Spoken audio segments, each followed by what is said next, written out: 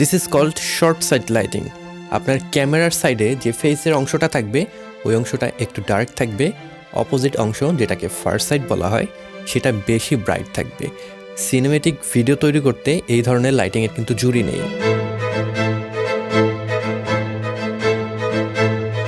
এই লাইটিংয়ের জন্য আমি মূলত 3টা লাইট ব্যবহার করেছি। কি লাইটের জন্য একটা লাইট, এজ লাইটের জন্য একটা, ব্যাক লাইট বা এজ লাইট এবং মোটিভেটেড লাইট। সো খুব সিম্পলি আপনারা 3টা লাইট বা 2টা লাইট ব্যবহার করে এই ধরনের লাইটিং তৈরি করতে পারবেন।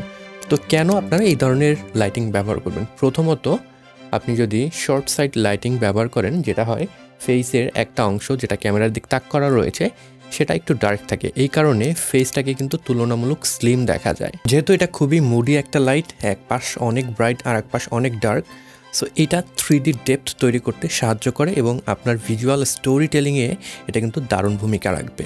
শর্ট লাইটিং স্কিনের চকচকে ভাব বা হটস্পট অনেকটাই দূর করে দেয় এবং লাস্টলি এটা মুডি এবং সিনেমেটিক একটা এনভায়রনমেন্ট ক্রিয়েট করতে সাহায্য করে। সো আপনি যদি খুব সহজেই একটা সিনেমেটিক ভাইব তৈরি করতে চান using your lighting, then definitely you can try short lighting.